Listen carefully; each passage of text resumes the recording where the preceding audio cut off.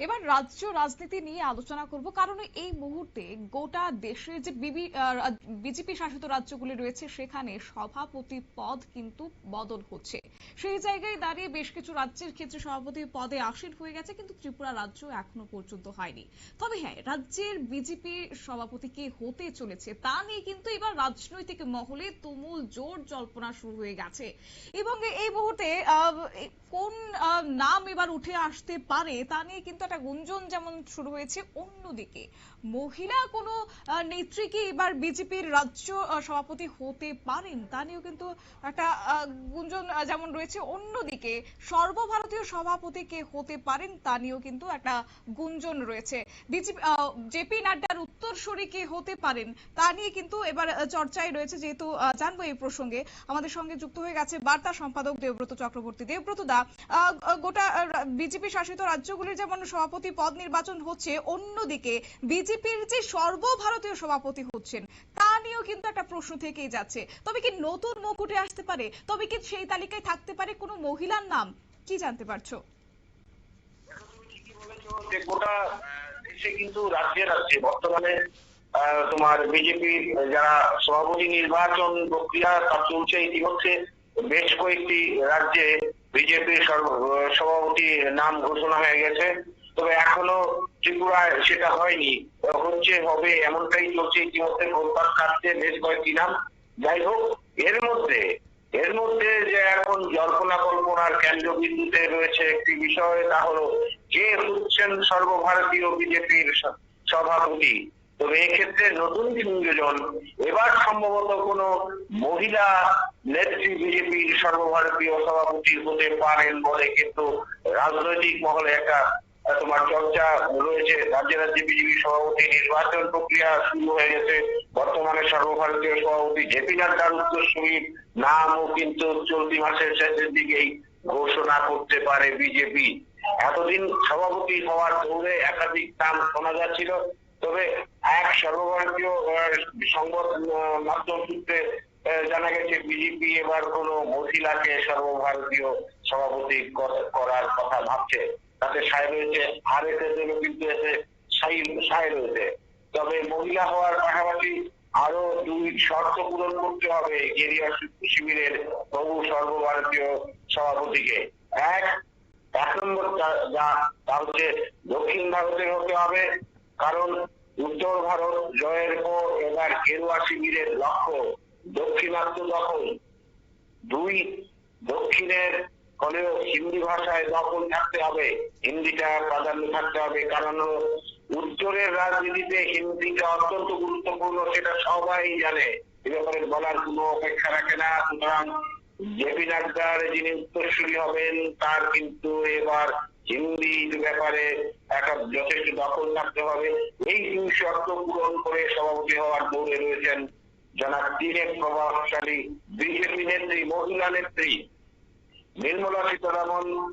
তোমার এর মধ্যে বেশ অধিক চর্চার মধ্যে রয়েছেন অরুণ জেটলির প্রয়াণের পর কেন্দ্রীয় অর্থমন্ত্রকের গুরুত্বপূর্ণ মন্ত্রক সামলাচ্ছেন নির্মলা।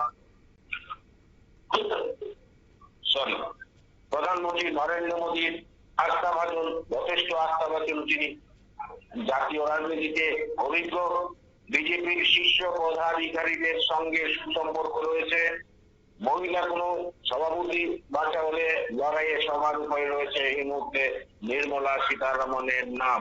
এছাড়া রয়েছে বিপুর্ণেশ্বরী সাংসদ, তোমার যথেষ্ট অভিজ্ঞ, যে কারণে তোমার বিপুর্ণেশ্বরীর নামটাও উঠে আসছে। অন্ধ্রপ্রদেশ বিজেপির প্রাক্তন সভাপতি ছিলেন বিপুর্ণেশ্বরী, সাবলীল ভাবে হিন্দি বলতে পারেন। যে একটা শর্ত রয়েছে যে হিন্দিটা ভালো জানতে হবে, সেই শর্তটা কিন্তু তার ক্ষেত্রে পালনের একটা সহজ ব্যাপার যে তিনি ভালো হিন্দিটা বলতে পারেন, লিখতে পারেন। প্রধানমন্ত্রী নরেন্দ্র মোদীর ভরসার প্রার্থীও তিনি, অপারেশন সিঁদুরের প্রতিনিধি দলেও ছিলেন তিনি। তোমার ভন্তি শ্রীনিবাসন এর মধ্যে আরেকটি নামটা ভালো করে মনে রাখতে হবে, ভন্তি শ্রীনিবাসন, তামিলনাড়ু বিজেপির অন্যতম মুখ, বিজেপির মহিলা মোর্চার প্রাক্তন সর্বভারতীয় সভাপতি ছিলেন। এক্ষেত্রে তার সর্বভারতীয় নেতৃত্ব দেওয়ার একটা যথেষ্ট অভিজ্ঞতা রয়েছে। বর্তমানে বিজেপির কেন্দ্রীয় নির্বাচন কমিটির সদস্য তিনি। মহিলা কাউকে সভাপতি হিসেবে বাছা হলে তার নামটাও কিন্তু চর্চায় আসতে পারে। এই পরিস্থিতিতে আক্ষরিক অর্থে যে বিষয়টা চলে এসছে, বর্তমানে বিজেপির সর্বভারতীয় নেতৃত্ব যেভাবে 3 জন মহিলার নামের চর্চার ব্যাপারে তারা আলোচনা করছেন, তা হলো নির্মলা সীতারামন, জি পুণ্যেশ্বরী এবং অবশ্যই এই ব্যাপারে আরেকজনকে তারা বেছে নিয়েছে। মানে বেছে নেওয়া হয়েছে বলে ভুল হবে, তারা আলোচনার মধ্যে রেখেছেন ভন্তি তোমার ভন্তি শ্রীনিবাসন যথেষ্ট একজন সুশিক্ষিত এবং রাজনৈতিক ক্ষেত্রে তার দক্ষতা পারদর্শিতা যথেষ্ট রয়েছে। আর যদি এবার কোনো বিজেপি সর্বভারতীয় মহিলা সভানেত্রী হন, তাহলে কিন্তু বিজেপির ইতিহাসে এটা নতুন ভাবে এর আগে কোনো মহিলা ভারতীয় সভাপতি হননি। তাই সংঘ আরএসএস বিজেপি এবার কোনো মহিলাকে ওই পদে বসাবে, সেটা বেশ তাৎপর্যপূর্ণ হবে। কারণটা হলো মহিলা সভাপতি হলে মহিলা ভোটারদের একাত্মতার বার্তা দেওয়া যাবে। সম্ভবত সে কারণেই কোন মহিলাকে দলের শীর্ষ পদে বসানোর কথা ভাবছে বিজেপি। এখন পরিষ্কার যে এবার কিন্তু দক্ষিণের কথাও মাথায় রাখছে বিজেপি। এবার বিজেপি তাদের সংগঠন বৃদ্ধি এবং দক্ষিণের রাজ্যগুলোর উপর তাদের প্রভাব বিস্তার করছে, কিন্তু এবার দক্ষিণ থেকে একজন সর্বভারতীয় সভাপতি নির্বাচন করা যায় কিনা সে ব্যাপারে অবশ্যই হাঁটছে বিজেপি। এর মধ্যেও এবং বিশেষ করে মহিলা কোনো সভাপতি করা যায় কিনা সেই বিষয়টায় কিন্তু বিজেপি নেতৃত্ব এবার বেশ তাৎপর্যপূর্ণ ভাবে চিন্তা করতে।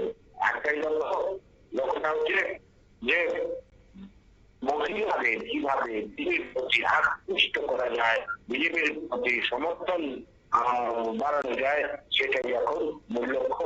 এবং আরো যে গুরুত্বপূর্ণ বিষয়, খুব ইঙ্গিতমূলক বিষয়, এই ক্ষেত্রে বিজেপির যারা শীর্ষস্থানীয় নেতৃত্ব রয়েছেন তাদের পাশাপাশি আরএসএস কিন্তু এই বিজেপির মহিলা সভানেত্রী হওয়ার ব্যাপারে একটা সায় দিয়েছে শতাব্দী। ধন্যবাদ দেবব্রত দা। অর্থাৎ ভারতীয় জনতা পার্টির যে সর্বভারতীয় সভাপতি, সেই সভাপতির নামে কিন্তু এবার মহিলাদের হাতেই যে ব্যাটন তুলে দিচ্ছে বিজেপি, এমনই খবর কিন্তু এবার চড়াও হচ্ছে রাজনৈতিক মহলে। অবশ্য জোর গুঞ্জন এই মুহূর্তে নির্মলা সীতারামনের নাম নিয়ে, যদিও সেখানে জগৎ প্রকাশ নাড্ডার পরে তার উত্তরসূরি মহিলা নেত্রীর হাতে দলের ব্যাটন দিতে চাইছেন বিজেপির শীর্ষ নেতৃত্বরা, এবং সেই জায়গা থেকে 3টি নাম উঠে আসছে এবং সেই সর্বপ্রথমে রয়েছে উজ্জ্বল করছে সেখানে নির্মলা সীতারামনের নাম। তবে দেখার বিষয় আগামী দিনে কে হতে পারেন বিজেপির জেপি নাড্ডার উত্তরসূরি। নিয়ে নিচ্ছি ছোট্ট একটি বিজ্ঞাপন বিরতির সঙ্গে থাকুন।